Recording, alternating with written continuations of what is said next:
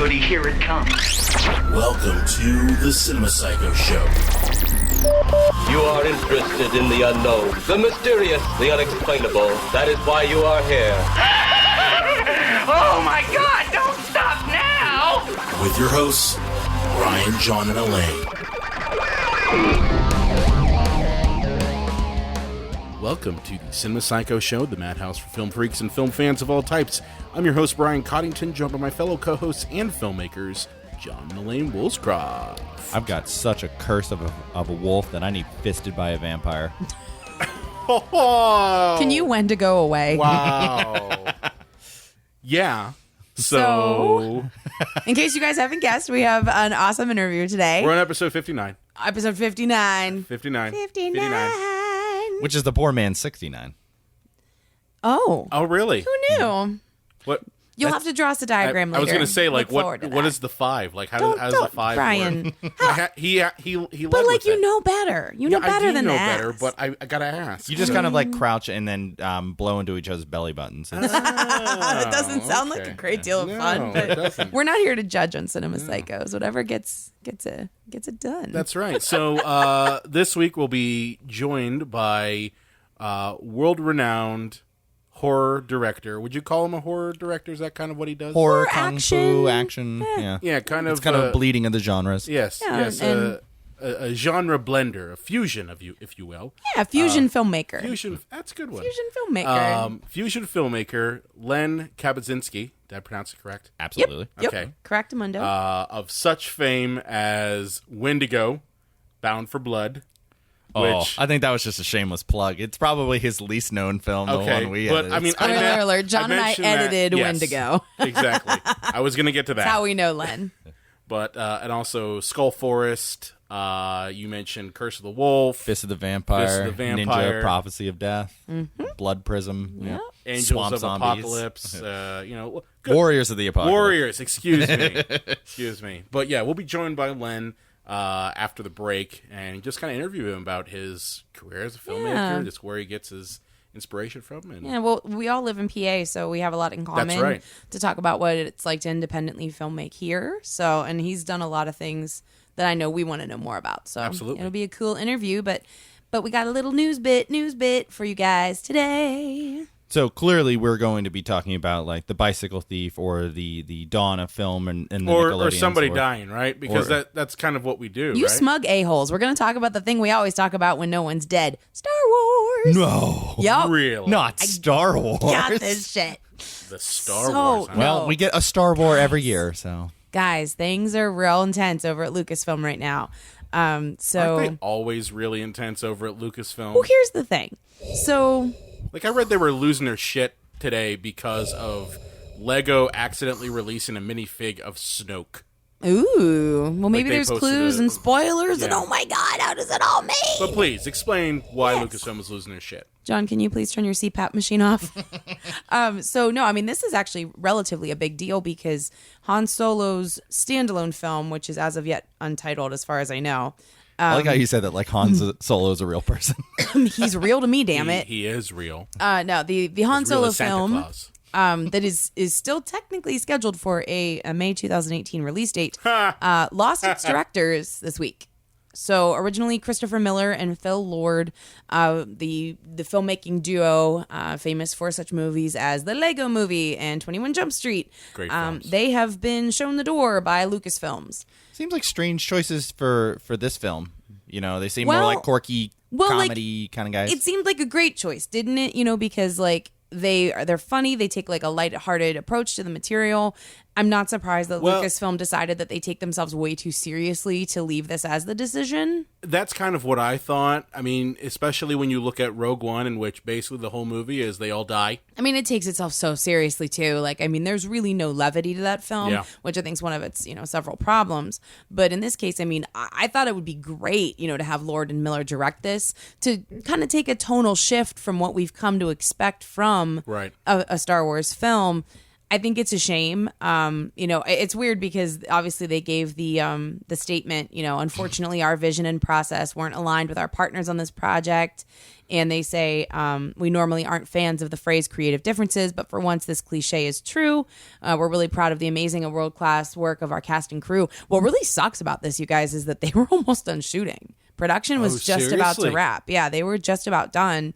And for them to do this, whoever takes the reins from here they're pulling an Ant-Man. What happened? That's exactly here? what whoever it is. takes the reins from here is clearly going to have a lot of reshooting to do. Yeah. So they're pulling an Ant-Man. That's exactly what happened with Ant-Man. Oh, okay. With Ant-Man, originally Edgar Wright was directing it. That's right. And it was mostly his concept up until about, I think it was either halfway through that they gave him the boot. But you can clearly tell that there is, basically, inspiration from him. Okay. In the final film. I see. But yeah, that sucks. Yeah, So, I mean, the other thing that Lucasfilm shot first. Yeah. Thank you, Nerdist, for the best thing ever. Seriously. It says Lucasfilm shot first. I don't know. They Nerdist, speaking of, they had a article and a video today, saying like the real reason why they were fired. Like this is not It's a Hollywood. hard line to draw. I mean, it's not hard to make this conclusion. I mean, what the reports are coming in as today, they're saying that, they have a very improvisational style, Lord and Miller, like a very lighthearted, very carefree kind of style. And I think there was just too much improvising on set. They weren't sticking to a script. I think that was the problem. I mean, you figure that's what they're saying today. You figure with a movie in the Star Wars universe that basically that whole thing is built on sticking to the script and sticking to the product. That's pretty much what you're designed to do. That's why they have, Pablo Hidalgo, who basically is the keeper of the entire backstory regarding Star Wars, where everything pretty much has to check out with him. Yeah, and this isn't the first time this has happened for a big movie. I mean, it's happened a number of times. Like Deadpool 2 left, Tim Miller left, and even we just mentioned Rogue One. Gareth Edwards was at the helm of that project, but Tony Gilroy was brought in for the rewrites and to oversee like the major reshooting that they had to do. The release date, shooting. Yeah, the release date for the Han Solo movie is unchanged. It's still May 25th, 2018. Like we previously broke the live news on the show. It's in May because obviously there's going to be a new Frozen movie that year. So they don't want to compete with themselves at the box office. Why do they keep hiring these like young, ambitious, like wannabe auteurs? Like they clearly just want yes men. Yeah, why don't they hire Brett Ratner to direct these movies? He'll do whatever you tell him. Or just hire George Lucas. Oh wait, he has to be surrounded by yes men. He's not a yes man himself. No, he needs to be told yes and how great he is constantly. That's right. He needs to be surrounded. He built his by whole it. career for that. Well, too, I don't even know with the new Disney situation, like what that deal is. I mean, Kathleen Kennedy's in charge of Lucasfilm now, but George Lucas himself what's he even doing right now? He's planning Red Tails 2. Like right this minute. Is he? He's watching Attack of the Clones saying it wasn't so bad and then crying and masturbating. No, well, he's basically saying, I would have done a better job than they did. That's not what I originally wrote down. Maybe. Well, I was a filmmaker extraordinaire. I just want to get back to making my own movies. Well, you don't have Star Wars now. You can do that, George. Make your own movies. I want to make a movie about fast cars again.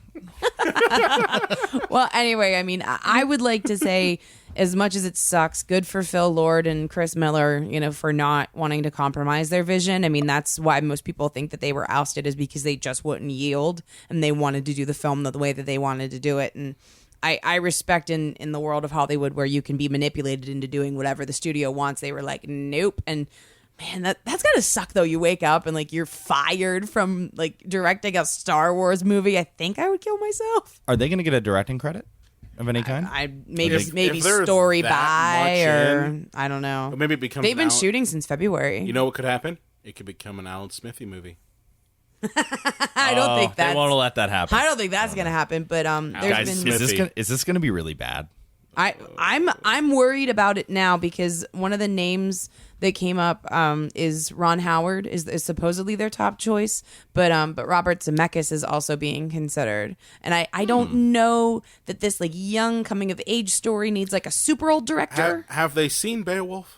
That Yeah. guys, that gonna really seems like a dig at George Lucas because Robert Zemeckis and George Lucas have a long, outstanding feud Seriously? for like blockbuster special effects movies.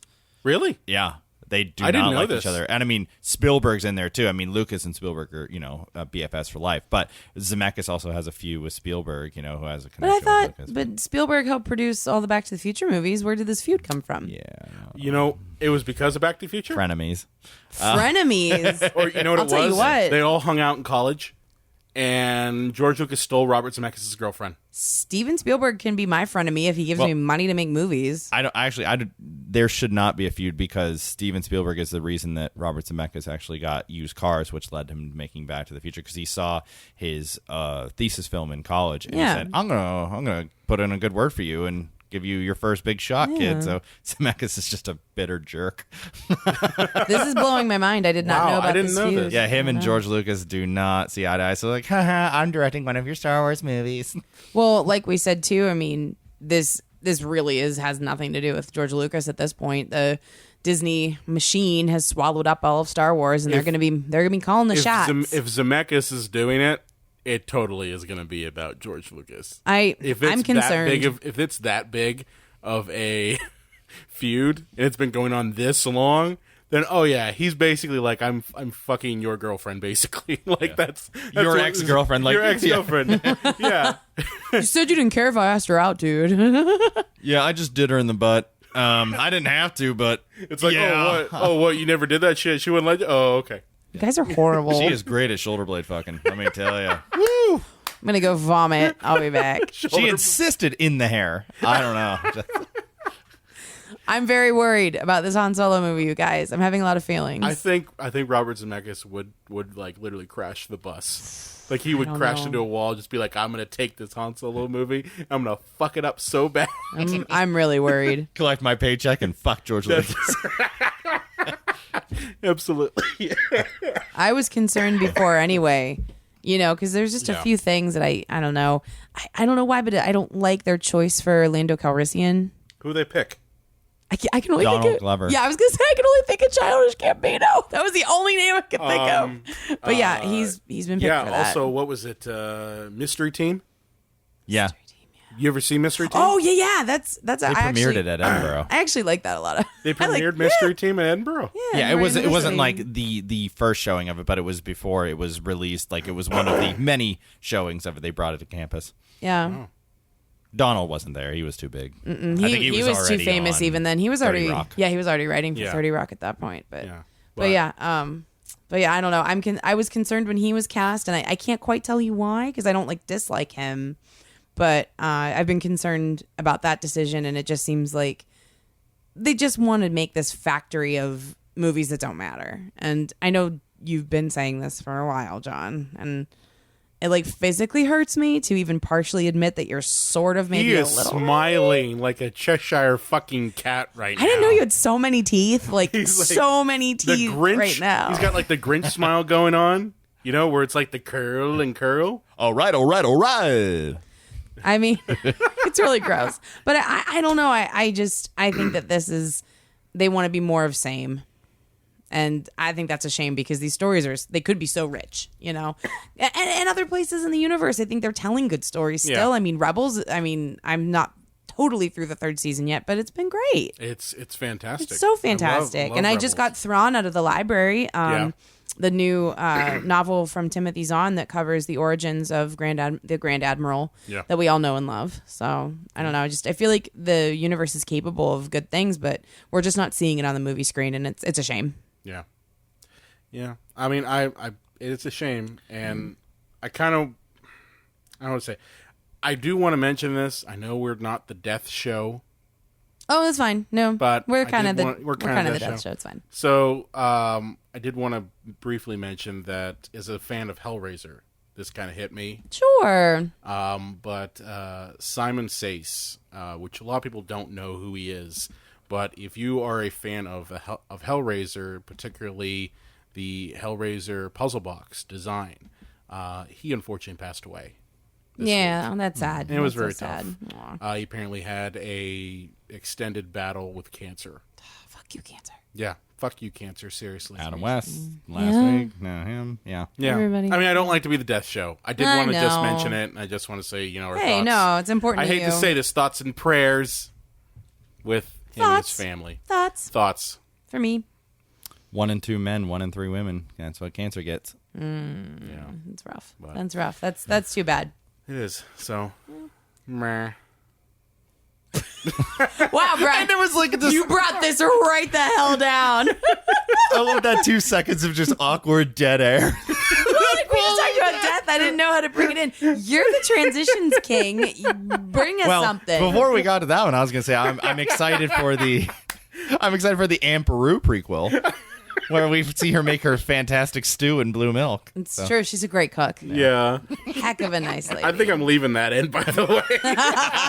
Oh yeah, that has to you stay. can't edit out It's great. I amazing. don't. Okay. I can't. That was, by the way, just so the audience knows, that was completely unplanned. No, that was unplanned. We didn't talk about that. Like, I was like, I probably should mention it. It is kind of sad. But then again, our past couple episodes have all been about people dying. it's bad. So, it's bad. But anyway, You want to see a seamless transition? yes. You Go ready? ahead, give us Okay. seamless All right. transition. Knock knock. Who's there? We'll be right back. here's a word from our friends over at the Epicast Network. Stay we'll be right back. tuned. Calling all Dungeons and Dragons fans. If you like actual play podcasts, then I urge you to check out a new one.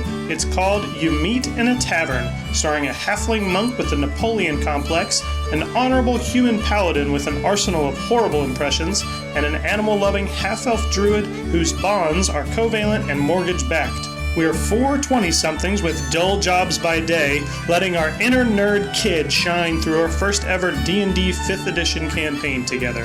Come listen to our quest on iTunes and follow us on Twitter at YMIA Tavern. That's You Meet in a Tavern, because every good story starts in a bar.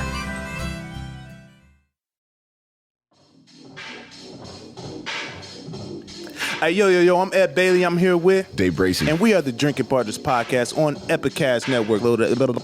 Fucked it up. Make sure you check us out, man. We got the Comedy Fuel, which is really supposed to be beer fueled comedy podcast, but Craft fuel beer potter.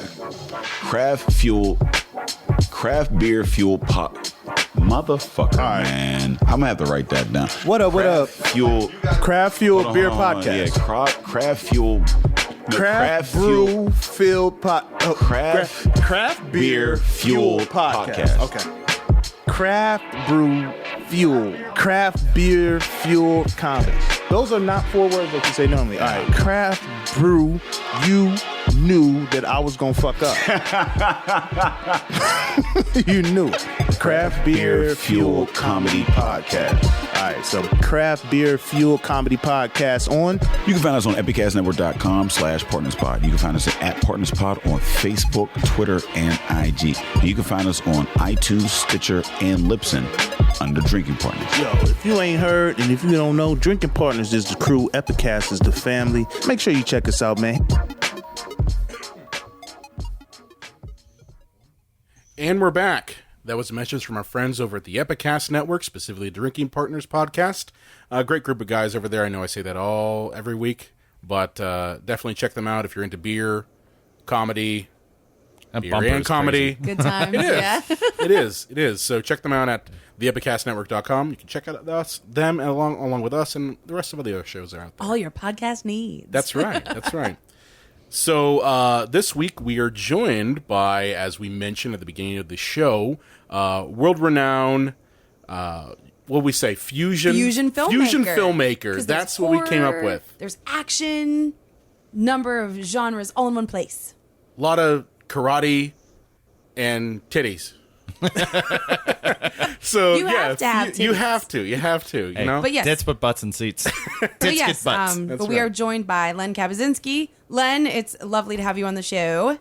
Yeah, I appreciate you guys having me on. It's an honor. Trust me, I'm always happy to interact with people. I've been doing a bunch of podcasts lately, really getting more into technical things, because I was always kind of stupid at that kind of stuff and had other people do it. But now I got to take the initiative and do a lot of it to figure it out. So I'm really happy to be here, and hopefully it gives fans insight of who I am, with some of the questions and things we'll talk about, because you don't get to know people. I mean, how many people out there go to meet their favorite actor and they're a dickhead, and it's just like, oh man, it ruins I've got stories it, about that. Yeah. Sure, yeah. I mean, for every positive, for every negative thing I have when I meet somebody, there's always a positive one that you don't expect. For example, and most of this is all around, convention scenes and stuff like that. I was out at Fangoria when that was a thing back in Hollywood, LA area.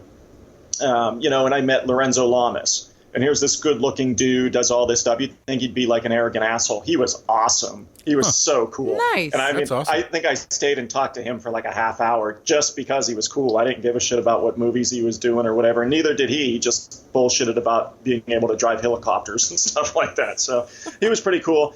And then another one that was hit or miss with the fans, where they said, he was a dick or blah, blah, blah. But I met my hero, David Carradine, who has done billions of movies. Wow. Most popular for Kung Fu. And he was there doing a crossword puzzle, and I gave him these posters, and I didn't just throw a bunch of like Kung Fu stuff in his face to sign. I had Future Force. I had Death Sport, movies that most people don't know about, but I had these rare posters. And even he himself said, Len, where did you get these? Here's the guy that was in these movies. and he didn't know where to get these posters, and he died a few years later, and it's just like, man, if I could go back, though, I would have just given him the posters. I would have found them again somewhere, and I would have just given it to him. But I didn't. I had them signed, and they're sitting in my room and everything else. So that's awesome. But, those are two unexpected meeting stories that I have. And well, just as a little bit of backstory, Elaine and I, we've worked with Len. We've done some shooting, and obviously we edited Wendigo. Bound for Blood, Wendigo, which I watched this week. And I watched that. Yeah, and it was one of the easiest going and most fun filmmaking experiences we had. And it was one of the first things we edited that wasn't ours. Yeah, that was a really different stepping experience. stepping out of our zone there. And obviously, we've been we've known Len and been friends with him, ever since. That was 2010 that got officially released. But before we go into too much detail, though, Len, if you could just kind of give a little background of Killer Wolf Films and just how you got into filmmaking and just your basically your CV, so to speak. Sure. Just real quick, though, I'll backtrack in a second. But you mentioned you guys working on Bound by Blood Wendigo. I had just got the rights back to that film. Now you can watch that for free on Amazon Prime. I'll probably put out like a DVD maybe into next year or something. But I have my full rights back, and I'm not going to sign it anywhere else now because I don't need to. But I'm pretty much in a relationship with Amazon directly now, which is a nice thing. But yeah, just for fans of the show and that want to see you edit something like you said that was out of your comfort zone, there's the film for you. And I'll still get emails consistently, every whatever few weeks or whatever about people that saw that movie, and at the time that was a wildly different movie compared to my other stuff, which is. There's not rampant fight scenes in it, although there's a few. It's a different style film, and people are like, Len, this is such a mature movie for you and stuff. And I was like, well, there still is some gratuitous tits I had to throw in there because that's what you have It's just a couple gratuitous tits. Yeah, but back then when, I'm planning on distributing it and getting it signed, there's those little things, and everybody knows that you have to put into films to get that sale. But to backtrack. I was always interested in filmmaking, but never really had the knowledge. Some might argue that I still don't. But, I grew up liking movies. I would sit in my room that I shared with my brother at my house, and in our little, 8-inch black and white TV would stay up at midnight and watch Swamp Thing and all these kinds of movies. Really, it would have started actually before that. I take that back. There's you guys. Probably, I don't know if I'm old enough to be you guys' dad, but you probably don't remember the late great horror show. It was called. It was an early '80s program on JET here in town, and they would show like Godzilla versus the Smog Monster and all these Man with Two Brains, or all these kinds of sci-fi and horror movies, classic ones. And yeah, my mom would let me stay up and she would watch them with me Saturday nights. So it is a time of my life I miss greatly. But yeah, that's where it all started, my love for movies, and mostly horror and action. And obviously in my personal life, with me being in karate most of my life, I gravitated to, kung fu and karate movies and things. But I always wanted to do it. But, back then, we're talking, when I'm 10 years old, it's 1983. There's hardly even recorders out there at that point. And then even going into the 90s, I went to Gannon University and kind of had a split major where I did theater and also television. And when I graduated, I went more into television because I shouldn't say that fully. I did work at Point Park Theater, a job I adored, but there just wasn't the money that I could really make a living off of. But I loved working at Point Park, where I was a building manager of their theater there. But even going back into graduating college, it's 97-ish. Back then, there is no, the mini DV movement was not yet. Right. That indie horror scene. People, think it's this big widespread thing now, and it is. But back then, it didn't exist. I mean, if you wanted to shoot a movie in 97, unless you're doing a killer nerd and trying to shoot on Super VHS or something, and there's something to be said for that, I get it. But, I mean, back then, if you were taking serious, you were still shooting on 35mm film. Yep. And you're talking a six-figure budget minimum, mostly, unless you got a lot of friends with a lot of favors and they owe you a lot of things. You're looking at six figures to develop, take it into the film lab, do all that stuff. And editing 35mm film, I don't see that doesn't sound like fun to me. I mean, you guys are editors. Maybe that's, you feel differently. I mean, I don't know. Did you guys ever edit on 35? God, no. Neither did I. That sounds horrible. I did, basically, tape to tape. Well, this is not the real thing. You're going to say, well, that's cheating. But I've edited film, but it's been after it's been transferred to DV tape. Again. Yeah. So like you that said, doesn't count. cheating. Yeah, no, it doesn't count. That's cheating. But that's awesome. Yeah, so, that's kind of where my upbringing was. But then a real corner was turned, I guess you could say. I went to a convention. I think this is 2002 or whatever, 2003. It was in Cleveland. I think it was Fright Vision. It was a really good convention, but it only lasted a few years. I got stories, trust me. But anyways, there I met Chris Watson, who did a movie called Zombiegeddon, which is kind of almost like a cult indie movie. Troma ended up distributing it. I think it's free on Amazon Prime, that kind of thing. But back then, he was still finishing the movie, and I went to Chris and I was talking to him, and Robert Zadar, the late Robert Zadar, was sitting there. He's a good guy. He's super. I mean, back then he was wasted a lot, but I mean, he was a super nice guy. That was when I met him. Oh yeah. And not to get sidetracked, but real quick, I would hang out with him at the bar afterwards, along with other people and stuff, and we'd hang out and talk with him. Super nice guy. Smart dude, though, intelligent. It's almost Dolph Lundgren-ish, where you think it's just this brutish guy who's an idiot. No, he's smart. I mean, like, real smart. And Zadar was he played the piano in the lobby of the hotel. He was like a fucking maestro. Wow. I mean, he was an excellent piano player, and he's wasted too, but I mean, he was excellent on the piano. So, Bob was a good guy. And anyways, when I'm at the table talking to Chris there, and I've done nothing in film yet, nothing. Bob Zadar said, "Hey, what are you guys doing tonight?" I was like, "I don't know, drinking at the hotel bar probably." And he's like, "Well, my friend Chris here is shooting this movie, at I don't know if it was Case Western, but we'll say it was Case Western. It was like a college radio station around Cleveland, for a scene at the end of the movie with Brink Stevens and Conrad Brooks from Plan 9." I said, "Sure, yeah, we'll go out." So we got made up in grease paint, and it's a very, very, very low budget film, but and drove around Cleveland in zombie makeup and went to the radio station and filmed the scene. And everybody was really cool. And to this day, I talk to Chris Watson, and he's kind of a mentor-ish person who showed me the ropes of like mini DV filmmaking. Before then, I didn't know what the fuck that was. I mean, I thought I would never be able to do film because I would never have somebody just hand me $500,000 to shoot on film and, grab a couple name actors and do something. But Chris showed me the ropes of mini DV, and, I shot on mini DV all the way up through a movie I did called Blood Prism, which I'm editing, actually. And I don't know if I'm going to give up on editing it and try to hire somebody to do it. But it's something I shot a while ago. I'll at your boy. Oh, you do not know what you're getting into with that.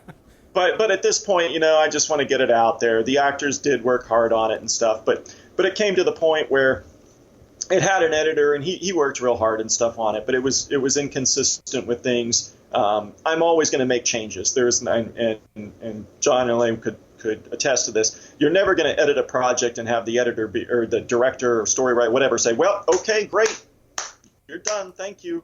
No, there's going to be changes you're going to have to make. I mean, and there was a lot of changes with Blood Mercury I had to make, and the problem is it then ran into my production Angel of Reckoning, and I'm a much different filmmaker between those two films. And Angel was going really well, looked incredible. I mean, for what I do, for my peers and everything. Mm-hmm. And I couldn't finish Blood Mercury. I had to set it aside and say, look, I can't take attention away from Angel of Reckoning now, and that's just the way it is. And that film kind of became a lost Killer Wolf movie. So, but yeah, that's kind of where I'm at. I've done, I don't even know, whatever. I've done 10 movies or 11 movies or something at this point. But I'll end it there because I can keep going. So this was great. Well, let's talk a little bit about that process then. Len, as John mentioned, you've consistently been putting out feature-length work. Can you explain a little bit of, as a filmmaker in Pennsylvania, how you schedule something like that out, how you balance that with other life responsibilities? Oh, sure, absolutely. Yeah, I'm about to be married in a couple weeks here. Congratulations. Thank you. Wonderful person, Alicia. Love you. It's I have two little kids, a daughter Ariel who's 3. My son Kane, he's autistic, but he's I don't want to say higher functioning, but he does math, he reads, he talks, he does stuff. So he's my stepson also is on the spectrum as well. So. The spectrum. Yeah. Len, how old is Kane now? Kane is 8. No, he was like a baby in a car seat when we were doing your film. Len. Yeah, he's at the beginning of Wendigo. Yeah, and he's great. But he's into karate now and doing things. So technically, when he was diagnosed back in the day, it was PDD-NOS, but that diagnosis doesn't exist anymore. It's basically you're on the autism spectrum or you're not kind of thing, and it's whatever. You're going to work on it regardless. Wherever you fall on it doesn't mean you don't work on things. So, he's a good kid. But yeah, I've got kids. I teach martial arts. I don't own the studio, but I'm one of the black belt instructors. I've competed consistently in the tri-state area here to try to win state titles. I've won 5 state titles in martial arts. With whether it's fighting, I've won for forms, weapons, fighting. At this point, I've somewhere along the line I've won it. So, but I'm trying to go for a 6th one in fighting this year, and actually I fight this weekend. So, but it's a juggling act. I mean, and even something like you mentioned, juggling things. That, for example, when you guys did Bound by Blood Wendigo, it was and real quick too. When I say that, and everybody's like, it's Wendigo and stuff, the distributor back in the day made me change the title because B is up in the alphabet. So when people are doing video on demand services, you want your movies to be up front when they go to search if they're doing alphabetical things or something. So they suggested I change the title to reverse it. I said, okay, fine. So, but it was part of the thing that once I reverse it, I keep it then. That's going to be the name of the movie from here on out. So that's what we did. But in doing Wendigo, it was, to pay you guys. I mean, I worked overtime at a nursing home as much as I could. And, where my real job is paying my rent or my mortgage at the time. I had a house at the time.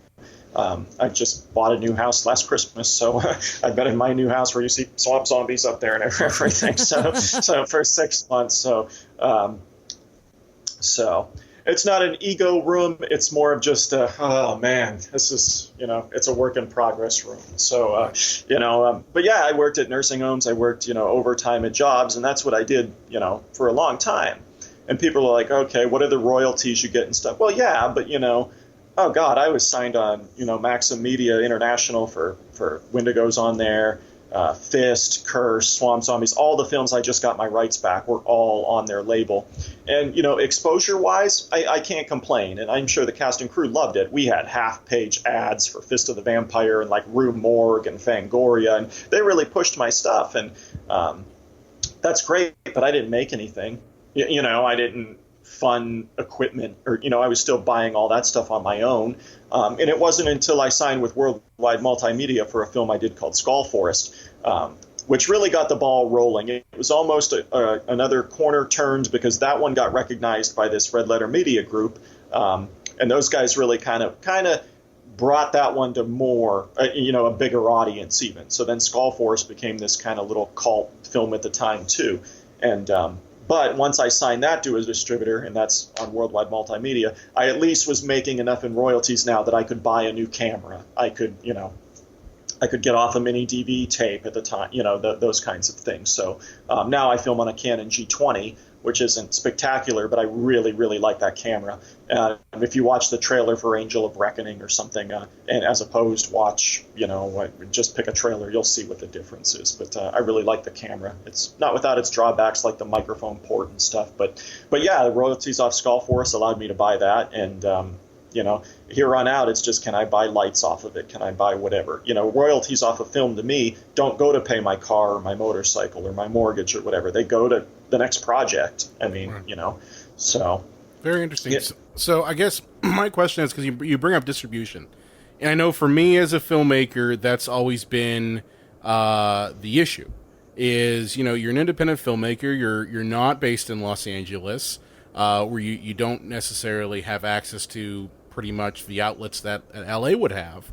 Do you see a necessity for a filmmaker to sign with a distributor, or is it really at the point now where it is better to be kind of your own and just kind of push away? I have a friend, he had signed to a distributor and had, was thinking, oh, they're going to do all my marketing, and they end up not doing it.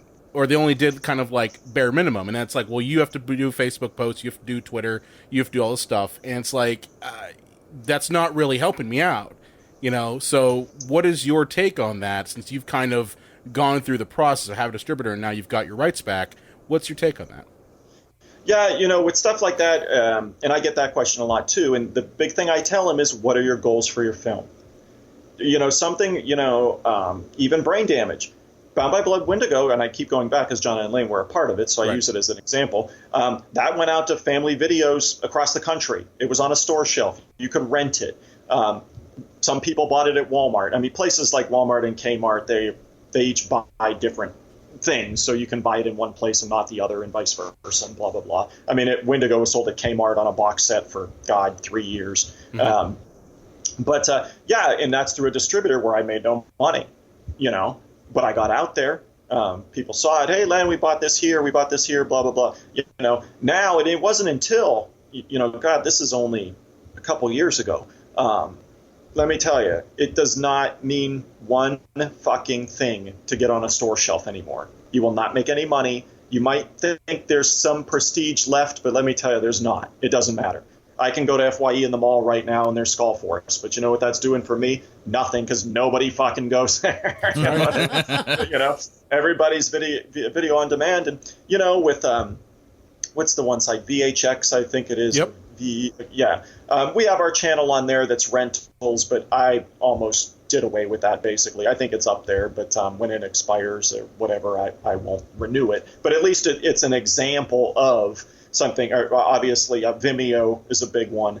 Mm-hmm. We probably will go that direction with Blood Prism, but with Vimeo, Amazon really changes the game. I mean, for somebody of my level, Amazon Prime, and you're thinking people are going to watch this for free. For example, Blood Prism will go right to Prime, and people are like, "Well, Len, how do you make money off of people watching it for free or whatever?" Well, it's because I want the fans or viewers to watch it for free. I'll get paid by Amazon. So what it's doing is I'm betting on myself that I can put a film out there that a bunch of people will watch, and you don't got to pay me a dime.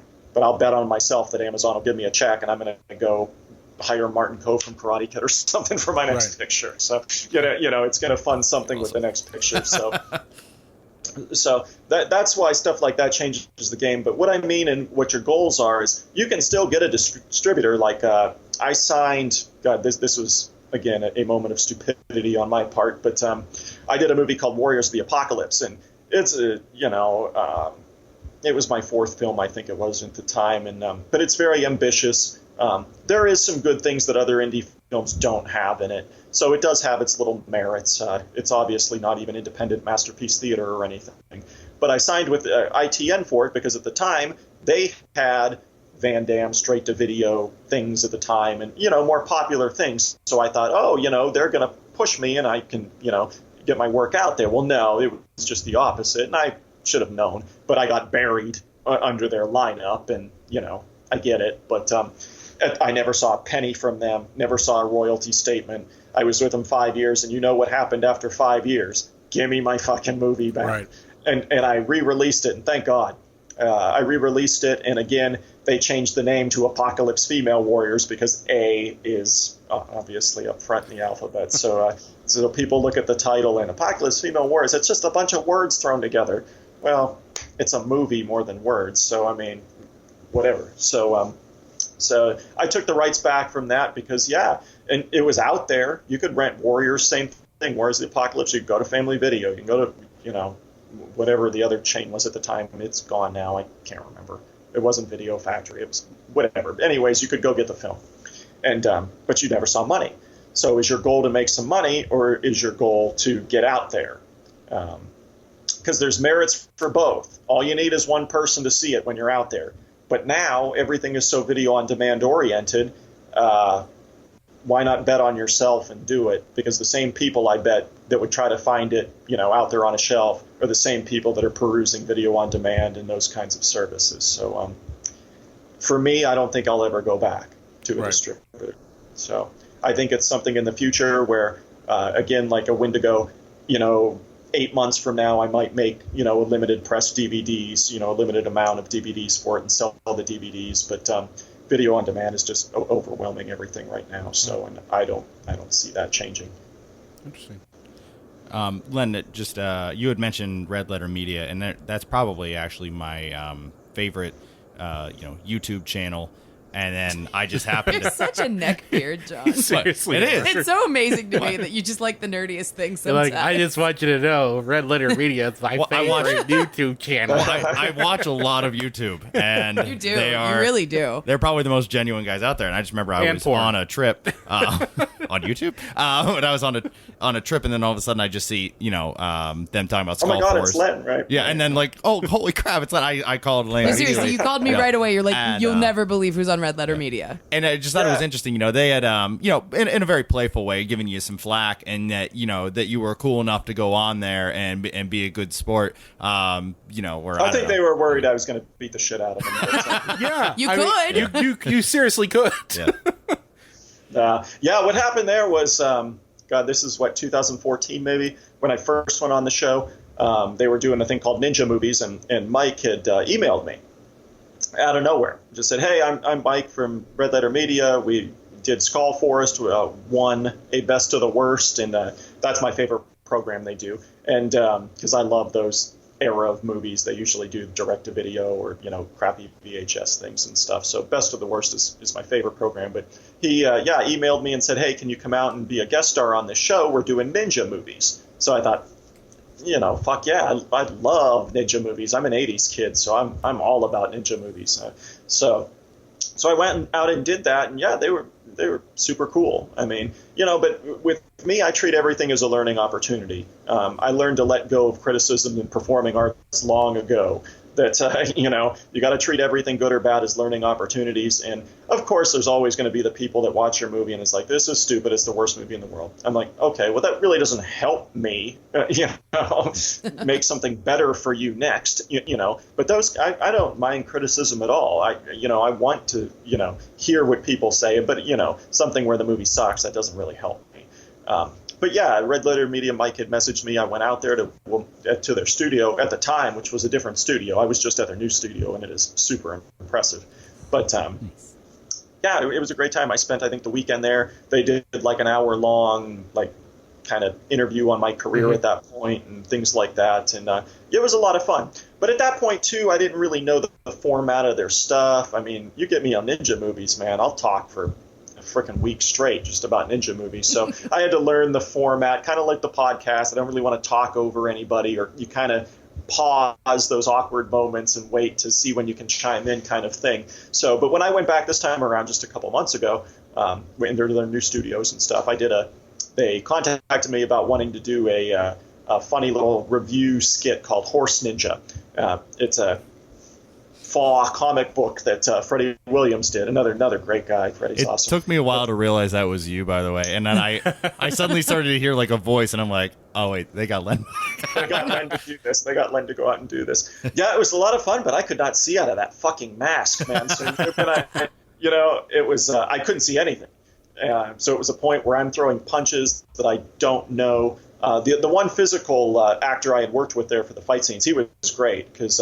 But I mean, oh yeah, my forearms are all bruised up afterwards and stuff. Usually in choreography where I don't know people, I'm the one taking the bumps. I mean, I get hurt, it's whatever, but I don't want to hurt others. So, but he was great to work with, and he got the 80s thrown through the boxes choreography there. And that was Red Letter Media. They wanted that. So, but yeah, I couldn't see it all, but it was a lot of fun. Awesome. And from there, they definitely, I mean, I wasn't going to leave without doing a best of the worst. I mean, so we did that. That was a lot of fun. It's a relationship I see keep going. There's talk of a Mummy movie. I'm just going to let it kind of sit for now, but it's on the agenda. It's been brainstormed. I think Bite of the Mummy? Is that it? Yes. I'm not going to go too in depth about it, but we had a large, brainstorming session with all of us. We all had ideas that, would probably be used into the story. And it's something really, really, really super unique. And I can't say anything, though. I'm sorry. But it's something that I think the fans will really find came out of left field and they didn't expect, kind of thing. We'll leave it at that. Very cool. But, very cool.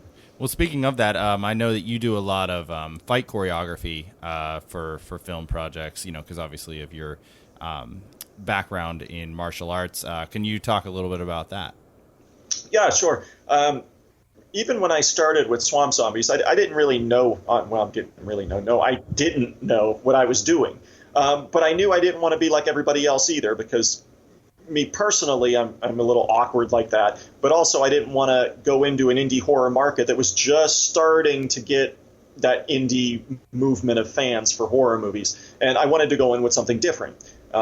I knew enough that I knew I wanted some kind of name draw, so I got Blue Meanie from WWE at the time to come be my lead performer. Along with Jasmine St. Clair, who actually was the first person cast for the movie. And then her boyfriend at the time was Blue Meanie, and she recommended, hey, Len, you should at least look at him and see. And, yeah, I'm glad I did. And Dan Severn, who was awesome, who's like a UFC Hall of Famer, and even UFC was around back, obviously, in 2004, but it wasn't the big deal it is now. I'm smiling like a goof because I'm just thinking of his time in WWE. Oh, yeah. What a super nice man, though. I cannot say enough good things about Dan Severn.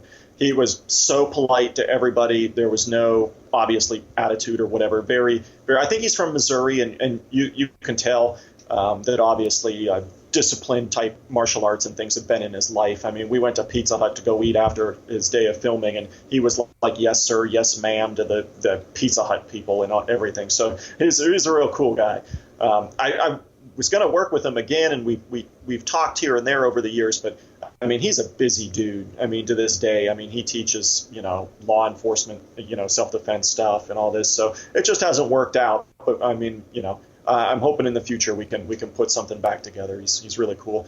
And then lastly, Pamela Such, who was my girlfriend around that time. She was another more known for like fetish type videos and stuff in the New Jersey, New York City area, but has her own little following, much like Debbie D or Debbie Dutch and those kinds of actors do. And I've met all of those and worked with all of them, and they're super nice girls. They know what this kind of filmmaking entails. And so going forward, then I went into Curse of the Wolf and those kinds of things.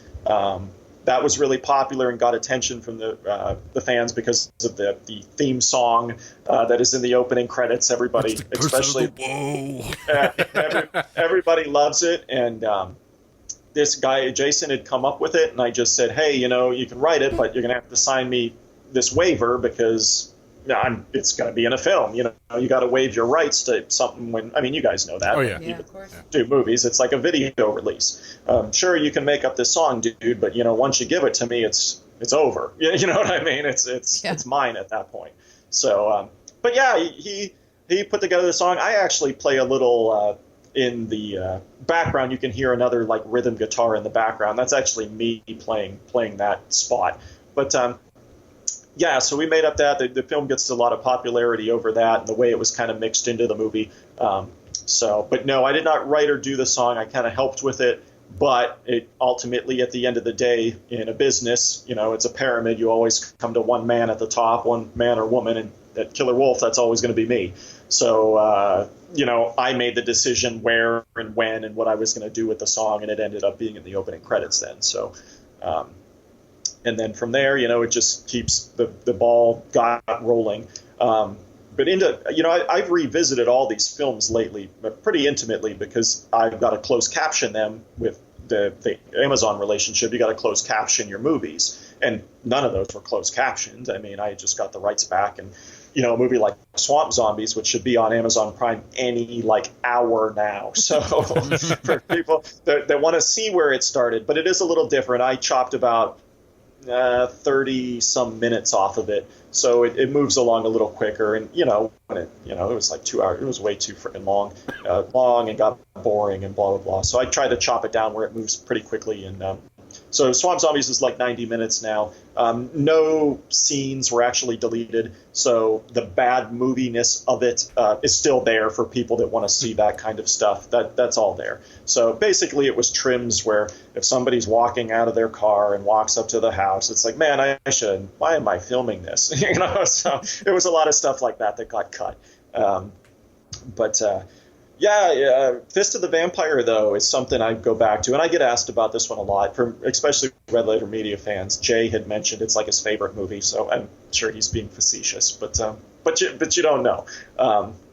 They're all fans of these kinds of movies, and myself too.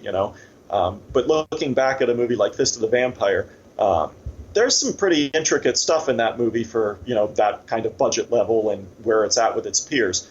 I will go on record right here on your podcast saying I will put Fist of the Vampire up against 90% of indie horror type stuff that comes out today, 8 years later. I would. I think there is stuff in Fist that I see so much hard work put into that does not go into, shit, dude, there's stuff on Sci-Fi Channel. I'll put my Fire digital effects done in Fist up against anything on Sci-Fi. I like the Fire digital effects. I thought for like a low budget film that the fire effects in that opening scene were really, really good. Yeah. And that's what I'm talking about. Those kinds of things in the movie. I had never watched my stuff really, but I had to live with this movie, for days while I'm closed captioning it. And the fight scenes looking back are way better than I remembered them to be, especially in that movie. And there's so much heart and effort that went into that one. I would put that up against a lot of stuff being released today around our budget level, the indie scene for, action horror, that kind of stuff. Because I tell you, that's all I freaking watch on Amazon Prime. I look up shitty movies and I watch them. And the stuff I see, I'm like, man, there's just good concept, no heart.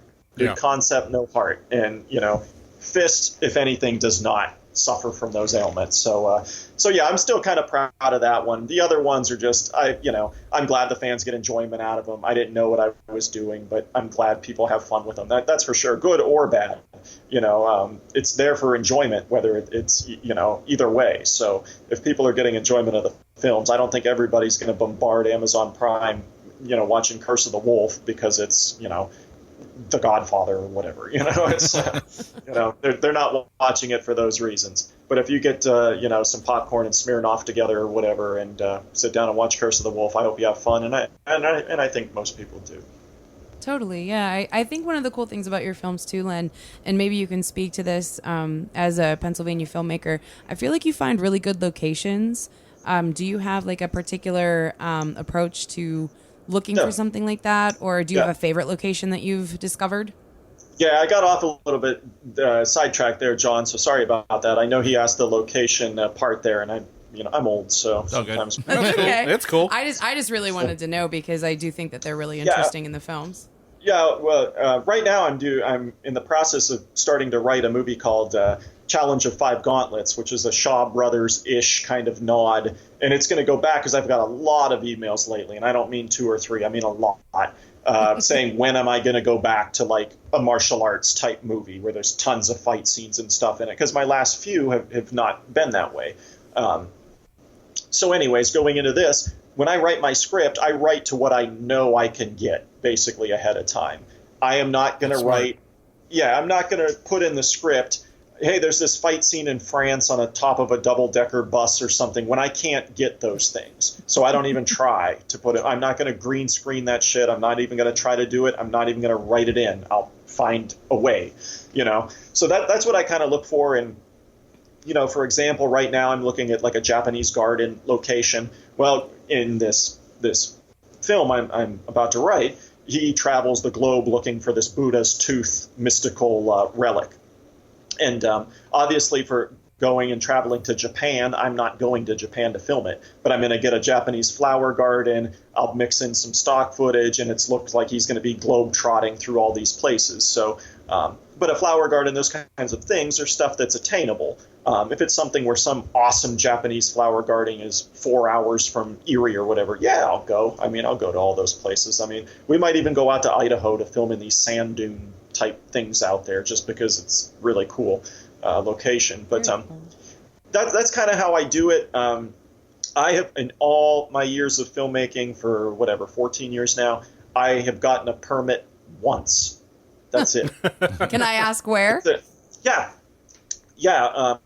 I got a permit when I did the film Skull Forest. At the end of the movie, this incredibly bloodied female walks down the middle of a street.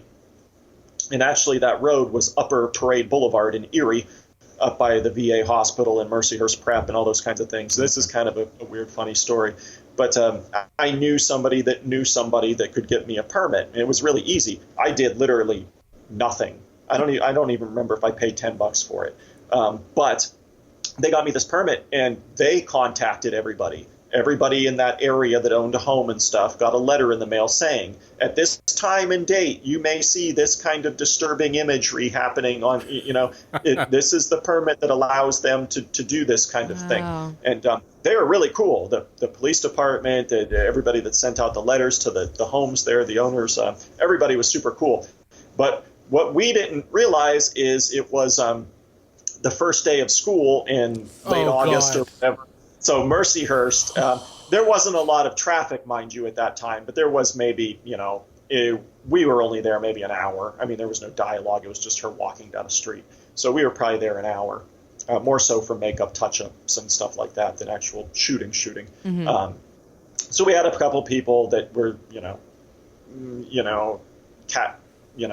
curious type people. Sure. And I thought, God, they're going to call the cops and stuff like that. And I think one person did, but the cops told them, they have I didn't even hear from the cops. It didn't even bother me. They just said, hey, they have permission to be there for this or that. And that was that. And it was a good experience, but I knew I couldn't guerrilla shoot something like that unless I wanted to go out into the country or something like that and shoot on a lesser traffic road or something like that. I could, but that's not what I wanted. I wanted it to be a city, looking street. Mm-hmm. So I got a permit for that. Cool. But that's it. And with other locations, what I'll do is, if somebody has this barn or whatever I want to use, I'll get permission from the owner. He'll see my releases and stuff, because it's just like entering a karate tournament or some kind of athletic competition. You sign a waiver that if you get hurt, you can't sue anybody or whatever. It's no different than that when you're doing fight scenes in a film, really, especially on an indie level. Sure. That's kind of the way it goes. So, but usually I get permission from the homeowners and stuff like that. And in Erie, I've got the resources that I can kind of connect the dots and end up with, what I want at some point or something that'll pass.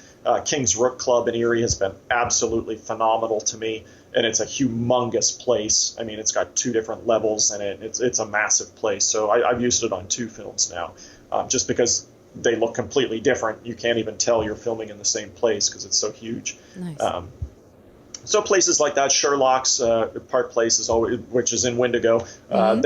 They have always been good to me throughout the years. The manager there was a family friend. So it is, locations can be, a who you know type thing at times. And then other times, for this Challenge of 5 Gauntlets I'm doing, it's going to be a lot of work where we're talking to state parks, or we're doing this, trying to get in and film this or that. So this will be a little bit more work in that department. But now I got a few things under my belt.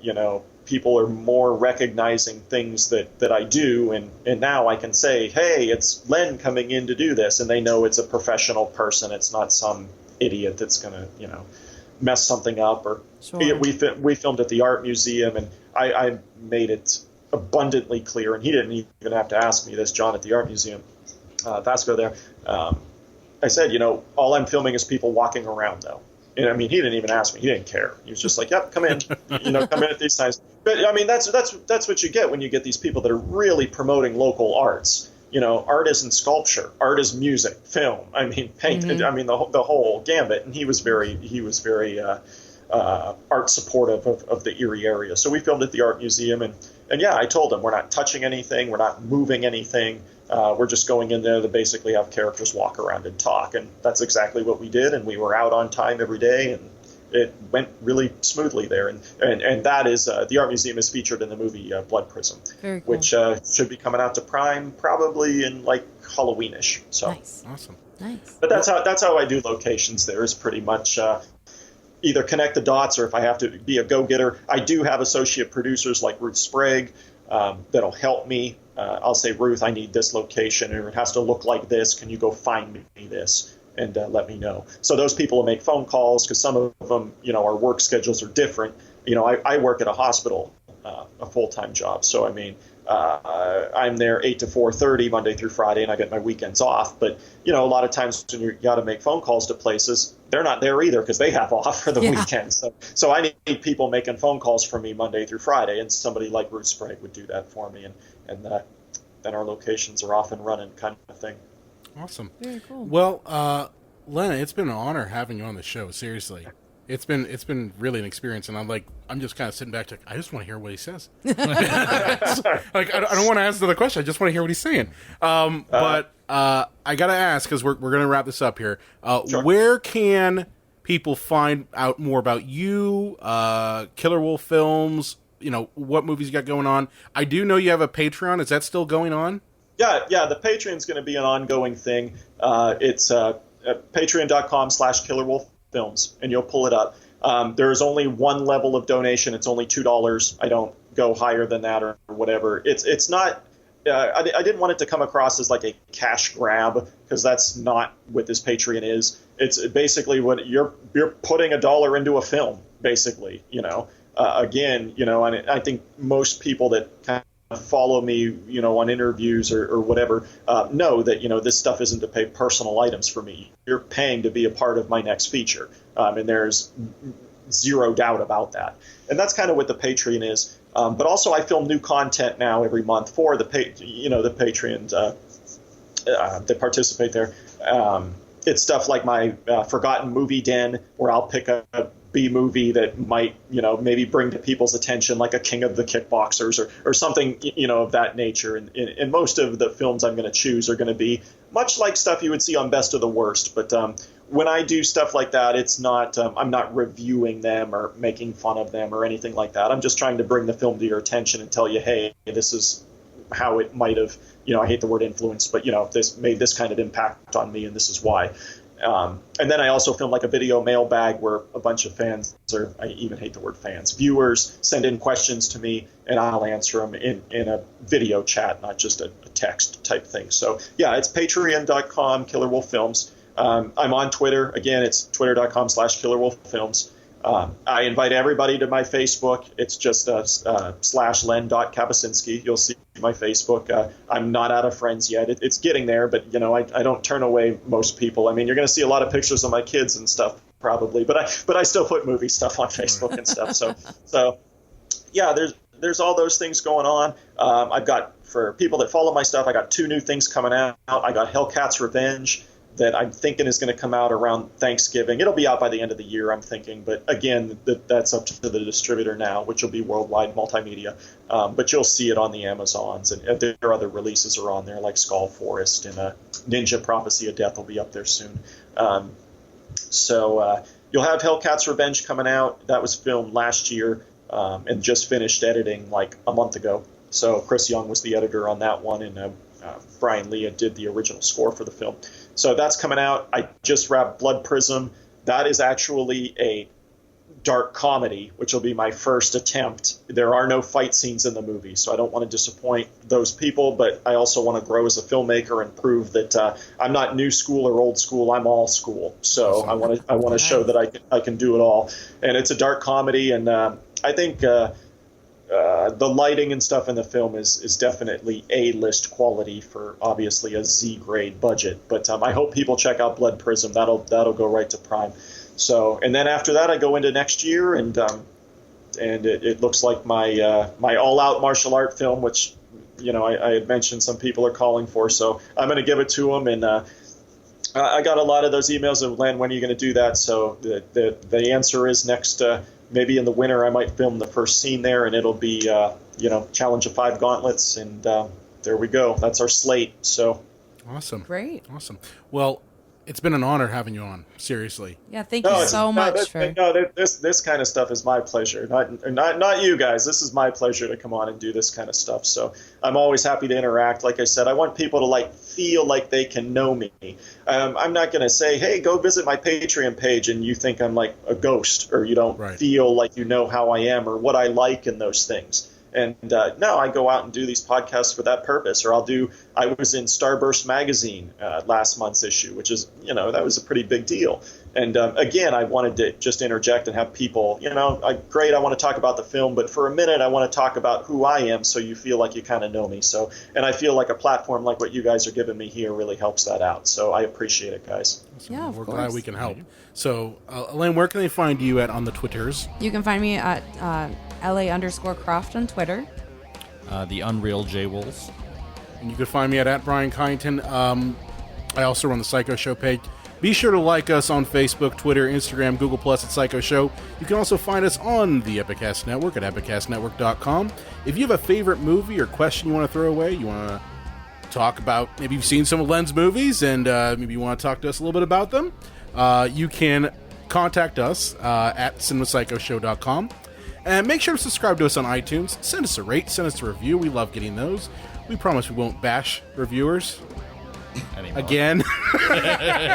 But seriously, we just want to know how we're doing, see what we can improve upon, and if you guys are enjoying the show. So find us on iTunes. Be sure to catch our new episode, available every Sunday. Len, give Largen a hug for me. Epicast.